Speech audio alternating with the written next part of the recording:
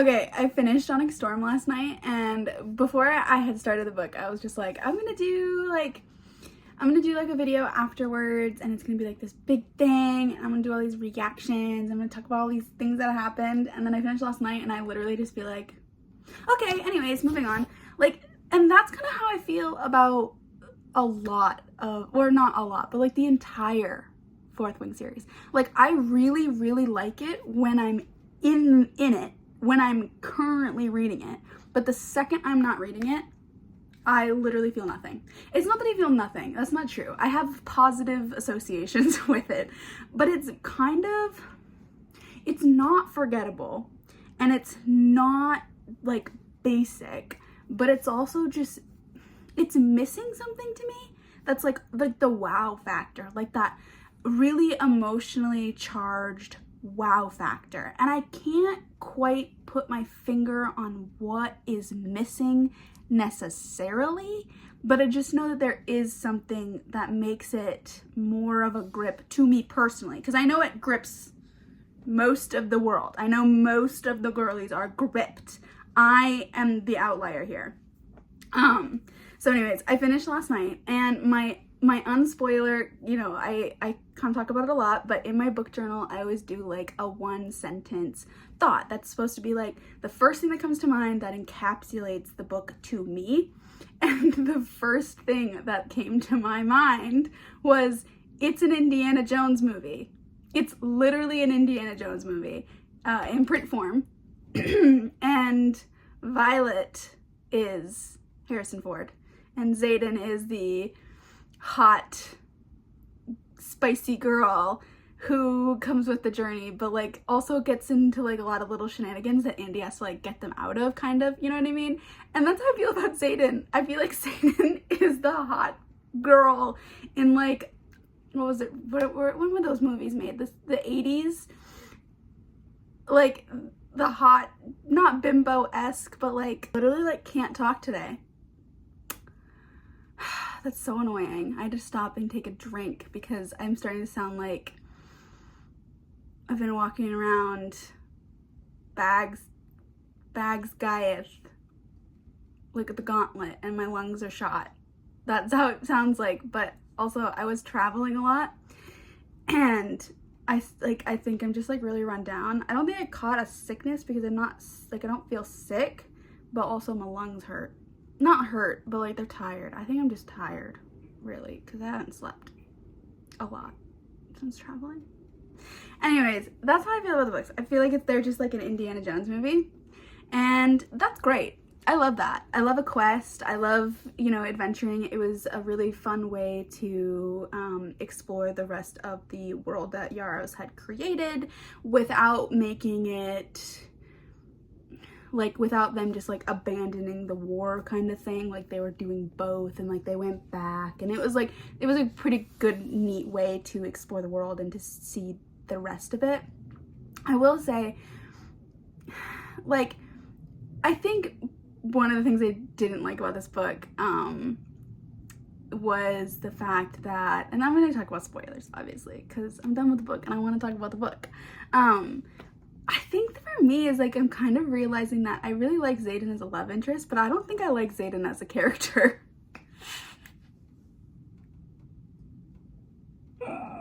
I sound like I just smoked like 40 packs of cigarettes. I'm gonna start calling people doll.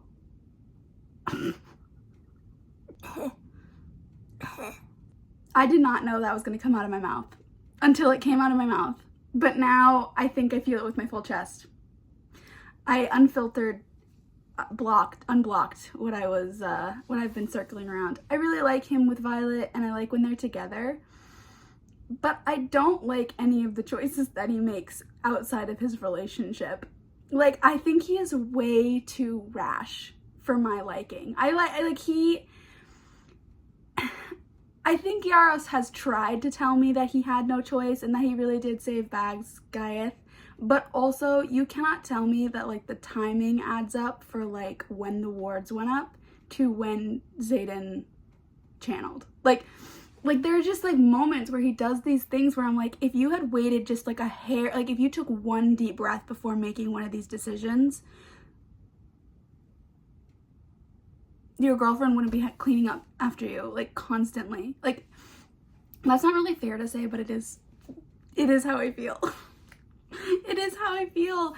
I don't know what it is. I think especially in this book, I was just kind of like done with the Zaden BS. Like, I was just done with him brooding and no, we can't, and yes, we can. Like, homeboy, let's be a little emotionally mature. Like, the whole time I was reading this book, I was on vacation for most of it. For like a good half of the book, I was on vacation. And we were driving, my husband and I were driving through Zion, like looking at the pretty sights and just like chatting and whatever. And I kind of just said, like, reading Zaden and Violet's relationship makes me miss Raphael and Elena from the Guild Hunters to like an extreme amount. Like, I would rather be reading them right now because they're so emotionally mature and there is no like, okay, I know I'm like jumping around a little bit, but it all kind of circles together. So the thing that I really like about the Fourth Wing books is that they are very it's an accessible gateway for like romance readers to join the fantasy genre because Rebecca Yarros writes her books in a contemporary romance style. And at first I thought that was cute and I liked it and it's easy and accessible and it's fast-paced and whatever. But now I keep waiting for like these moments of growth in her writing where she kind of leaves some of the, and I'm saying this as somebody who loves both genres deeply, like leaves some of these like more frivolous writing techniques out and just goes into the epicness that we love about, you know, high fantasy. And she keeps not doing that. And she keeps staying true to her contemporary romance writing. And like, she's consistent and we love consistency. I would rather have consistency than an up and down, like, don't get me wrong. But I think I was really, really expecting her to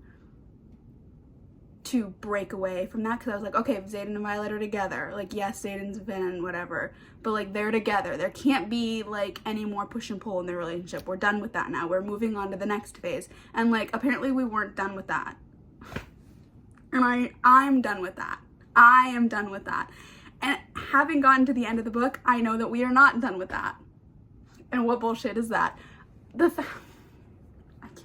cannot even thinking about the fact that we're gonna have more push and pull between them. Makes me miss Raphael and Elena from the Guild Hunters so much. Because like, Raphael and Elena, if you haven't read the Guild Hunters, I understand why you probably haven't, even though I've been begging people not to because there are 17 books. But like, trust me, there's 17 like smaller books, and like Raphael and Elena only have like 8 books as a core couple, and then like they deviate off into other couples. So it's like very tangible to get through, okay? I promise you, it's very tangible to get through. So Raphael is like a bajillion years old, and he's like this archangel, and like the archangels rule the world, and there's only 7 of them, I think, at a time. And like, so he's like there's an obvious like power dynamic, whatever. She's a human, and you know, kind of like a superhuman, but a human nonetheless. And like, when they first get into a relationship, Raphael is like toxic king. Like, he's not all there, and like there's a reason for it, and it's actually very well explained and like very realistic when you talk about like immortals who are like a bajillion years old. But once they get into the relationship, never once is their relationship a plot point. Like, through 8 books, they are steadfast. No, well, through 17 books, they are steadfast. And never once is their relationship a plot point, and yet you are engaged in their relationship the entire time. That's what I miss. I miss, like, Rhys and Feyre. Like, there's just something that like I like about like that steadfast love that like bothers me about Zaden and Violet, is that like Rebecca Yarros keeps using their relationship to drive the books when we're already invested in them. We already care about them. We are done with this. We're moving on. We want them to be together. You don't need to sell us on them. And that's what I kind of feel like she keeps trying to do, is like trying to sell us on them. And I'm like, we're sold. At this point, I want to return it and try again. can we go with Alaric at this point? Which I don't want Violet with anybody else. I'm just joking. But that's kind of how I feel right now. Is like, Zaden is driving me so crazy at this point because he just keeps doing Zaden things. And that brings me to my second point of my review of this book, is for all of the things that I just talked about that I didn't like, it's not Rebecca Yarros' fault. It's mine. It's me. I'm the problem, because Rebecca Yarros is consistent. She's consistent in her plot, like the way that the book goes. She's consistent in her pacing, in the way that, like, oh, we're doing things, we're back at college reading textbooks. Oh, we're doing things, oh, we're back at college doing things. It's a regular Tuesday. Oh, we're doing, like, same thing. Same exact thing each time. Her characters are consistent. The way they interact is consistent. The relationships are consistent. Like, she is consistent. And, like, you know, we want consistency. I will give you, like, I will say that. But also, I was really expecting, I don't think I was expecting more from her, but I was expecting a step. Like, you know, this is now her third fantasy book underneath her. Like, she had more time with this one. I was kind of just like, I don't know what I was expecting. I will say, like, because I was behind most people, like, usually this book I would have just pulled an all-nighter to read it right away, but because I was on vacation and I just kind of took my time with it, I got to see other people finishing it, right? And, like, everyone kind of made me think that like something really devastating was gonna happen at the end and that I was gonna lose my marbles.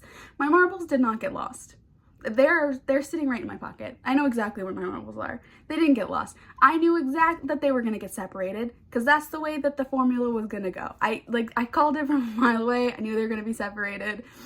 And if you had told me that it's gonna be due to some of Zaden's shenanigans, I would have believed you. No marbles lost. I would have been like, yeah, that sounds about right. Like, of course Zaden's gonna do something kind of rash and stupid, and we're gonna have to spend the next book dealing with it, or not dealing with it, because they didn't deal with the Venom thing. Like, I don't know. I don't know how I feel. I don't know how I feel. And the more I talk about it, I think I'm convincing people that I didn't like it, but I did like it. I really did like it. I rated it 4 stars. Which I've rated, like, actually, no, I rated the first book 5 stars, and I stand by that. I think the first book is a 5-star read, especially for, like, a debut fantasy novel from a debut fantasy author. Like, that was incredible. Book 2, I think, was really good, especially on the reread. The reread was, actually, like, pretty phenomenal. So I feel like my feelings will change when I do a reread of Onxy Storm. And I didn't tab, and I didn't annotate, and I usually engage more and I feel more deeply when I do tab and annotate with books, which is part of the reason why I do it. But I didn't want to write in this copy because I have them right here. I'll show you. The first one I read was the ARC that was sent to me. This is the first physical ARC I ever got. And I did tab and annotate it, and I've read it 3 times now, which just seems kind of bonkers for a series that I am not, like I said, I'm not, like I wouldn't, if I had to pick, like if I had a roundup of, like, my favorite series, and I could only save one, no, I had to throw one away into, like, the ether, the Witch Collector's staying. Like, Agatar, Witch Collector, Hurricane Wars, they're all staying put. Like, they don't need to panic. Woven Kingdom, they don't need to panic. Like, they're safe. Fourth Wing should panic. And then I do have a EU edition of Iron Flame, which is a paperback, but it is the size of a US hardback for annotating, because I wanted it to match the ARC copy I have, because it's basically, like, the same size. So that's why I didn't tab or annotate this read, because I only had this edition. Well, I had the Kindle edition because I actually read it on Kindle. But yeah,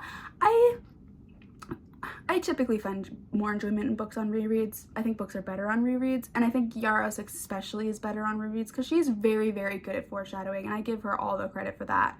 I do feel like of all the books, like, all the reveals fell a little flat to me in some ways.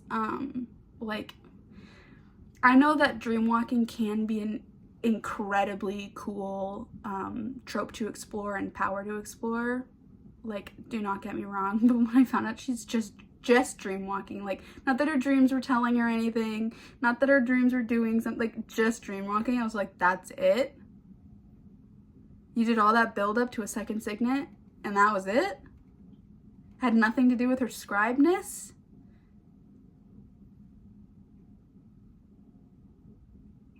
Okay, I mean, it was a choice.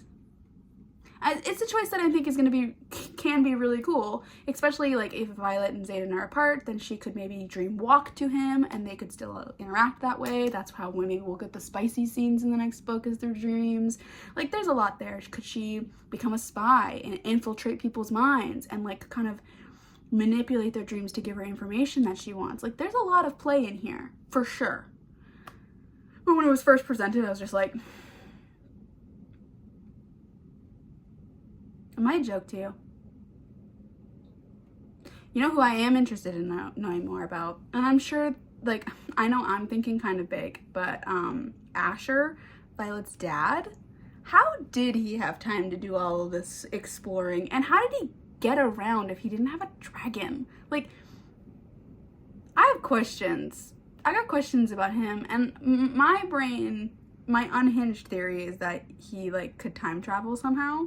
And I'm gonna stick by that because I like a good unhinged theory to like stand by is always good for the psyche, because it keeps you it keeps it fun and keeps it, you know, the chaos alive. And I think I'm gonna stand by him being a time traveler, time walker. I don't know why. I just like it.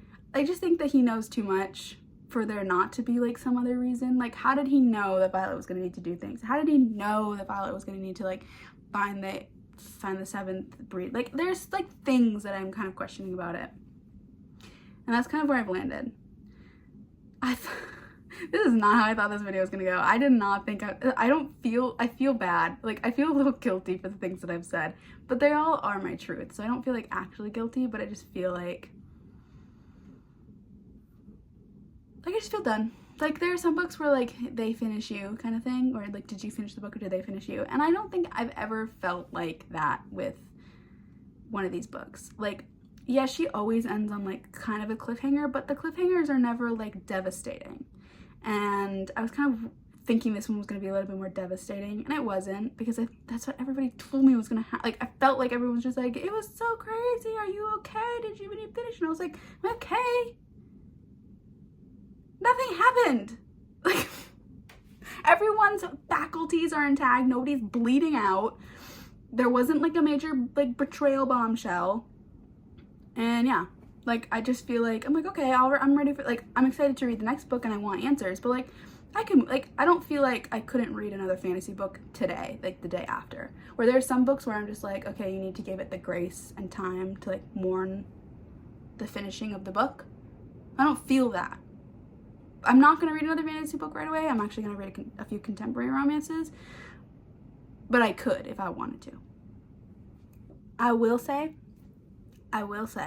one of my theories was half right. Because like, I had this theory that like, because everybody's like saying how like a dragon was going to die, or like Violet has 2 dragons, so obviously one of the plots are going to be like she has to lose one of her dragons, because like it's brought up a lot. And everyone was always talking about Taryn. And I was just like, it's going to be Andarna. She's going to lose Andarna, because Andarna's not tied to, like, Zagael and everything like that. So, like, the domino effect is on Taryn's side, not on Andarna's. And so I was like, she's going to lose Andarna. And she did. And I was actually kind of annoyed. Like, not annoyed. Like, I feel like, okay, I shouldn't say annoyed. I was sad for Taryn. If there's anything you should take away, is that I think Taryn deserves better than everybody he has to put up with. And I feel bad for him because people treat him like garbage almost. Like, I feel like he's just constantly being walked over by the women in his life and the choices that they all make and the men that they follow. Like, the poor guy. He's just trying to be a good dad, and everyone's just like throwing it back in his face. But not me, because I love him. And speaking of Taryn and my love for him, how is it that he's going to be apart from Zagael from the next book? Because like her and Zaden are gone, right? They're MIA. That's the whole point of the end of the book. Like, what are they going to do? Is he gonna go crazy? Is he gonna be in pain? Like, that doesn't... One of my friends was like, oh, I was talking with somebody else and we think that maybe Darna broke their mating bond. And I was just like, why would they do that? That sounds horrible. I hate that for Taryn. Taryn deserves the world. That's not the world. That's the opposite of getting everything he deserves. That's taking from him, and I want to give him things.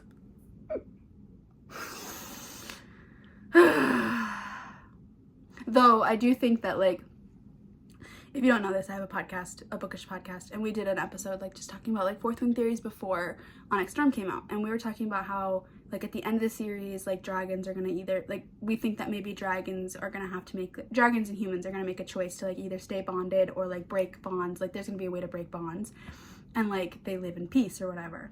And that is actually starting to line up because like Darna can maybe manipulate bonds. So maybe the Arids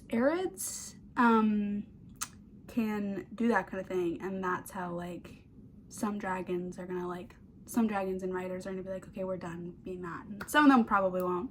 I can't imagine, like, well, actually that's one of my biggest questions is like, is Taryn just okay with dying in like, you know, 50, 60 years? Because like Violet's gonna die of old age eventually. So is Taryn just cool with that?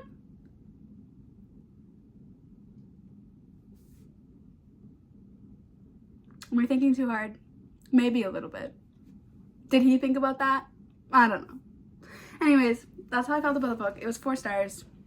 I'm still grumpy that she gave me Professor Zaden and not one spicy professor scene, not one hot makeout session in the professor's office. And I will never forgive her for that.